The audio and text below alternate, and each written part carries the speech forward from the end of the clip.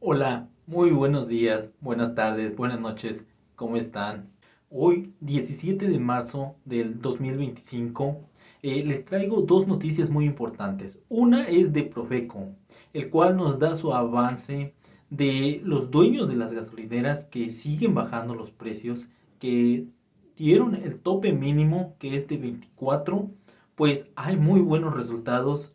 Nos trae la nómina de todo México, de los estados donde ya empiezan a ser conscientes y le están bajando el precio a la gasolina.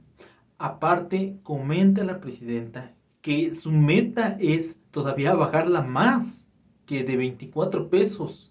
No dijo el monto, pero si su meta es bajarla aún más, yo me imagino que más o menos le ha de tirar como a los 20, 21, tal vez 22. Termina diciendo la Profeco que gracias por la ayuda de todos los mexicanos que tomaron foto a todas las gasolineras donde el precio está elevadísimo, a todos los que etiquetaron imágenes, a todos los que le enviaron mensaje exponiendo a todas estas gasolineras que tenían altísimo el precio, y nos invita a todos los mexicanos que sigamos participando, que seamos conscientes, que sigamos enviándole mensajes, fotos, para que ellos puedan hacer su trabajo, para que ellos puedan ir a estas gasolineras y puedan hablar con los dueños para que se pongan al margen que es menos de 24 pesos por litro.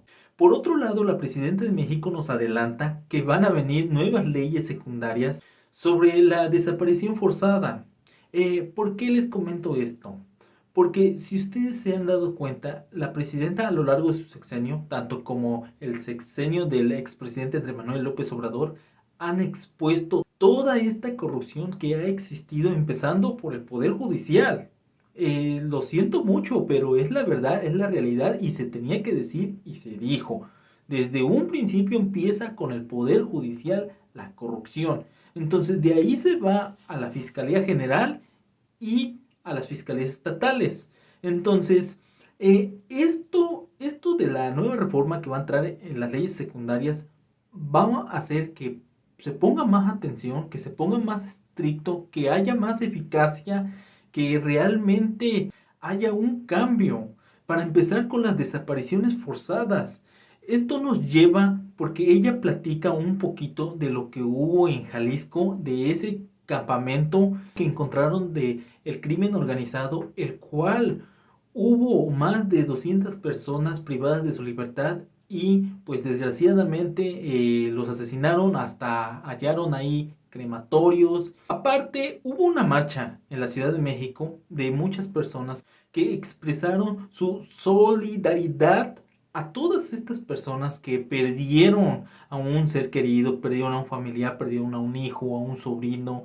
Entonces, de ahí viene la propuesta de la presidenta Claudia Sheinbaum, el cual hará mucho más eficaces la Fiscalía Estatal, la Fiscalía General y, para empezar, el Poder Judicial, porque ella misma lo dijo, que necesitamos resultados, que necesitamos que dejen de liberar a delincuentes este Poder Judicial. Entonces, ella misma lo comentó, ella misma lo dijo, necesitamos organismos que realmente den resultados y que dejen de andar liberando delincuentes, como es lo que hace el Poder Judicial. Comenta la presidenta que todo esto se va a llevar a cabo, ya está dicho, ya nada más es cuestión de ponerlo en práctica, así como ella tiene pensado hacerlo. Y bueno, un aplauso para la presidenta, de verdad, pero véanlo conmigo, por favor, porque realmente todo esto es muy interesante, el cual nos beneficia a todos los mexicanos. Estamos dándole seguimiento a la Estrategia Nacional para promover la estabilización del precio de la gasolina, y durante el monitoreo que realizamos la semana pasada quisimos presentarles un comparativo. El 27 de febrero fue el día siguiente al que se firmó esta estrategia, y únicamente el 25.2% de las estaciones de servicio que le reportan información a la Secretaría de Energía vendía gasolina en menos de 24 pesos. Y el 14 de marzo, es decir, el viernes de la semana pasada, ya tenemos un 68.8% de las estaciones en varios estados de la República. Aquí este mapa muestra cómo están en cumplimiento por cada uno de los estados. La siguiente semana vamos a presentar el cumplimiento por cada una de las marcas, que seguimos haciendo estos análisis y platicando con todos los empresarios para ir midiendo cómo van ajustando sus precios a menos de 24 pesos. 14 estados tienen un cumplimiento entre el 80 al 100% de las estaciones. Aquí se puede ver en cuáles de ellos. 11 estados del 60 al 80% y menos del 60% todavía 6 estados. Durante el fin de semana estuvimos hablando con ellos. Hay algunos temas que se siguen ajustando en términos de logística, transporte, distribución. Y vamos a regresar a nuestro esquema de monitoreo por cada una de las regiones. La que encontramos con precio justo fue esta Neuma Energy en Chihuahua, 23 pesos con 14 centavos, pero lo que queremos destacar y seguir insistiendo es que miren los indicadores de ganancia de cada una de estas estaciones de servicio.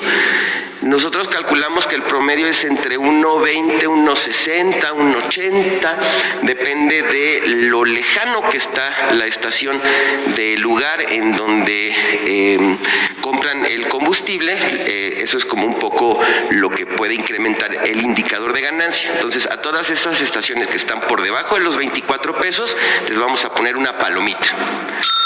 Continuamos.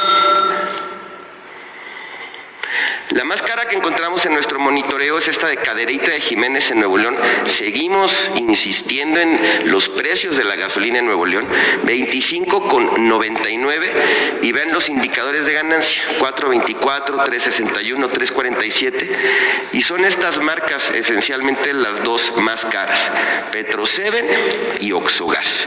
También estuvimos en comunicación con ellos durante la semana y ellos lo que nos dicen es que siguen haciendo algunos ajustes en sus modelos para disminuir el precio y cumplir con el acuerdo.